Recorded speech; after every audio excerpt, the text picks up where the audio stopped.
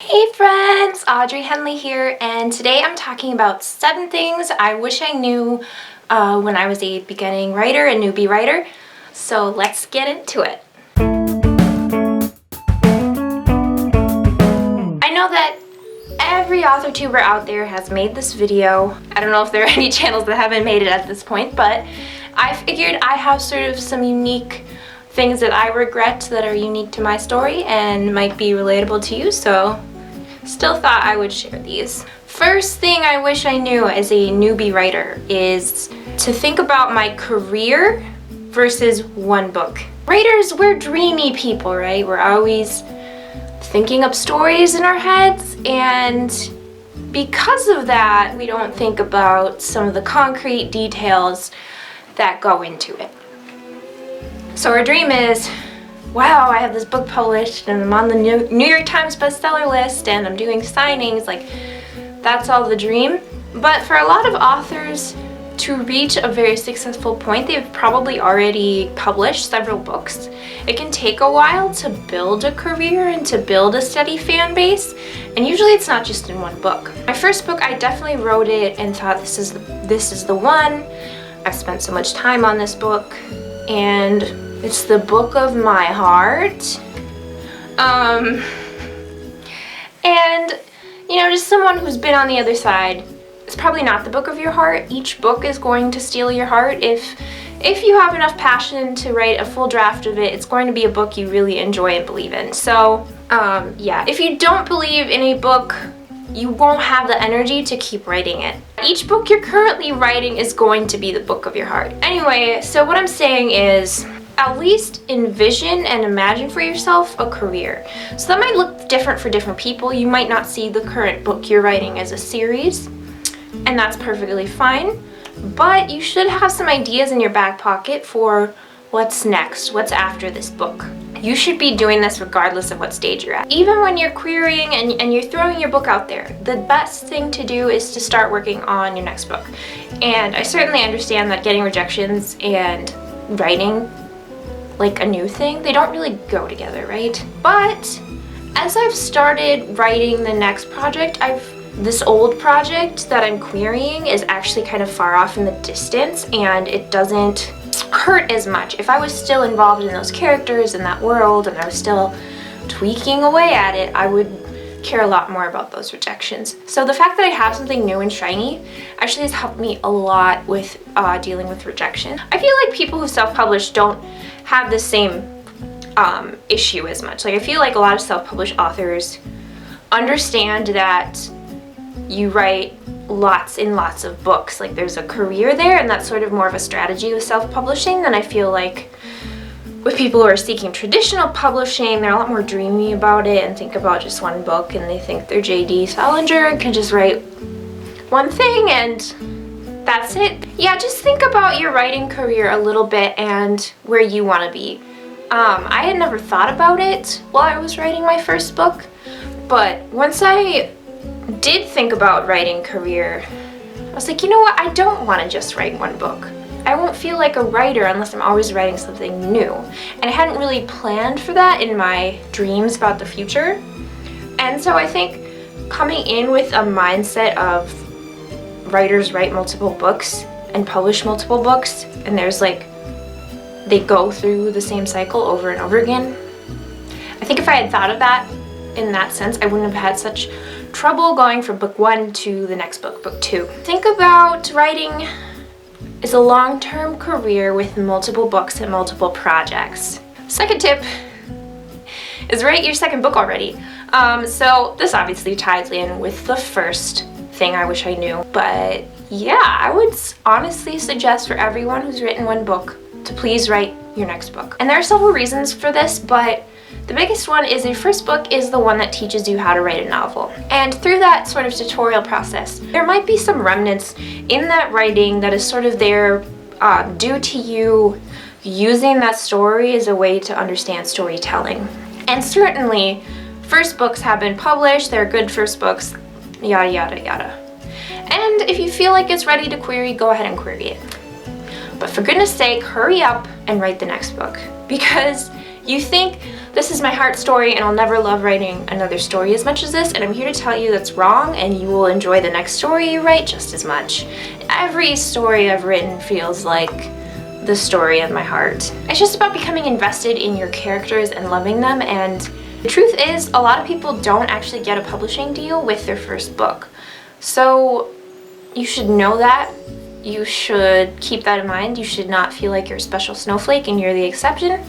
You should by all means query that first book if you want to, but don't, you know, take it as a matter of course that it's going to be published. Why I say to write your second book is because your first book teaches you how to write a novel, right? Your second book teaches you how to be a novelist. So like, how do you take your brain out of one book and stick it in another and plot again? Because let's be real, this first book you probably rewritten 10 times, and you know, you weren't very good at plotting at first, and then you enforced all these plot structures onto it later. But if you start with a fresh book, you can plot it right from the beginning. So that is a you can start with a better place. You're probably better at punctuation and grammar and syntax than you were before. So everything is going to be a little bit cleaner with each new draft, and you're gonna be good at writing at a certain pace, and yeah, and it's a chance to really explore your range. So my first book was a contemporary, and then I went ahead and jumped into post-apocalyptic. So yeah, take it as an opportunity to jump into some other genre that you really love. That is something that was quite exciting for me because I love sci-fi, and I was like, you know what, I would love to write a book with some sci-fi elements. So think of writing your second book as, I don't know, a fun growing opportunity, a challenge.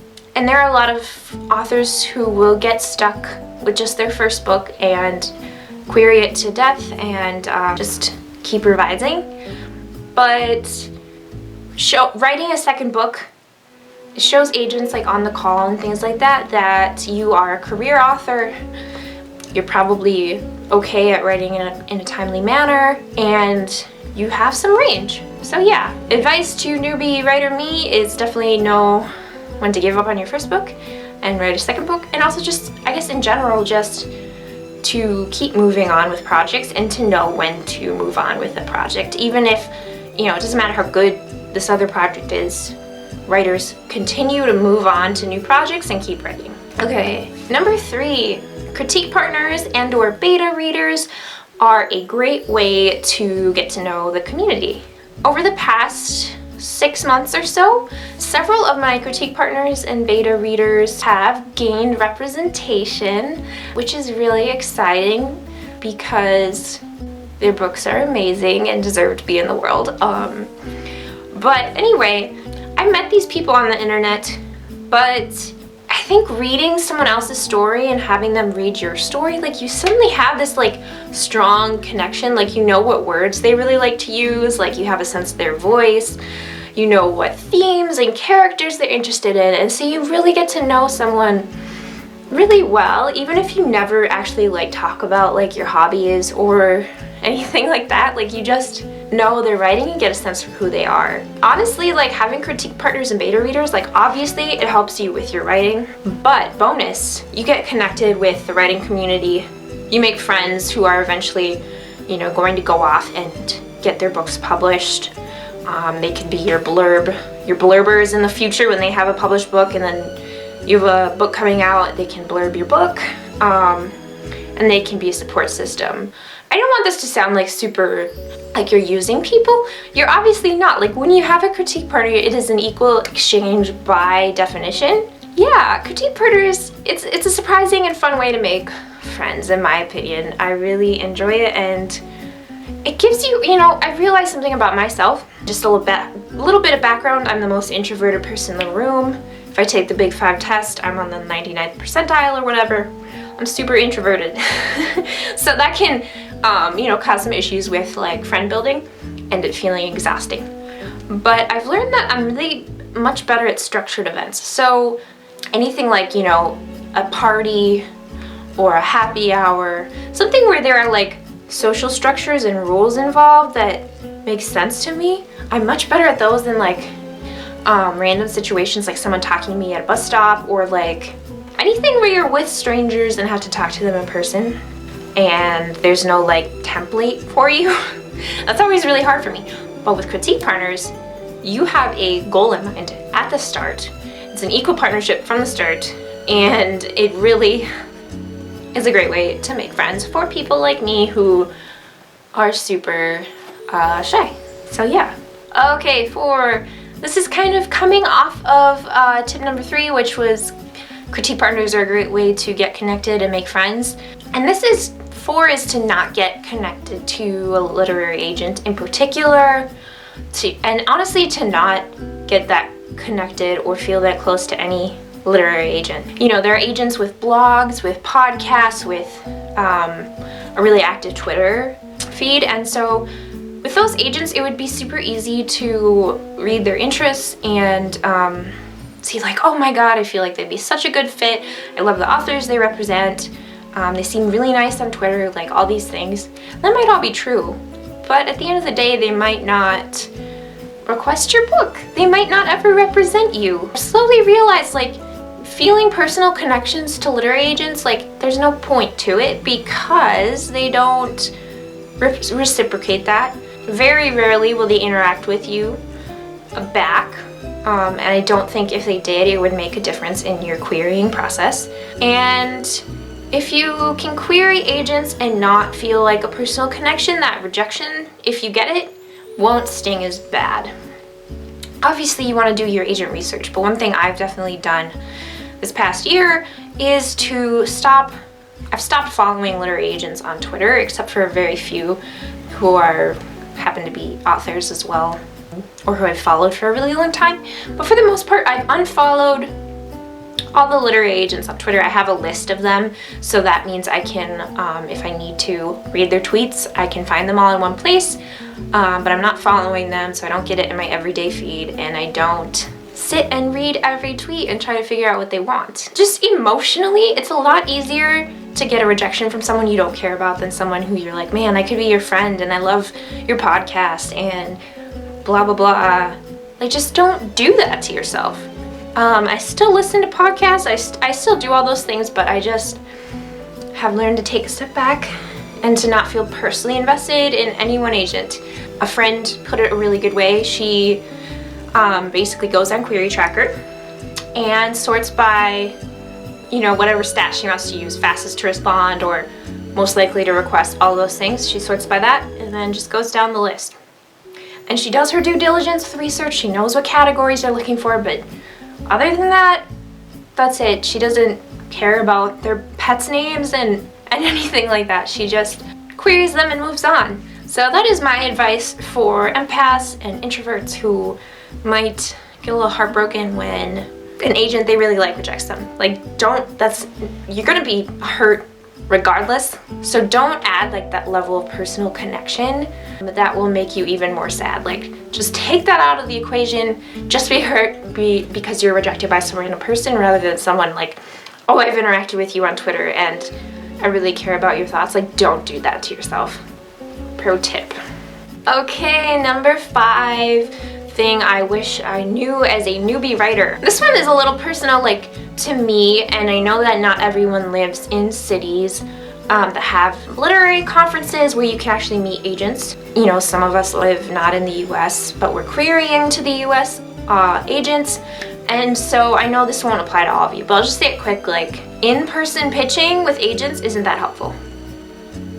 And I've done this at, I think, 3 separate conferences because I really felt like seeing someone face-to-face would give me a leg up on the querying process. And let me tell you, all of those agents did request materials, and they were nice to me face-to-face and all of that.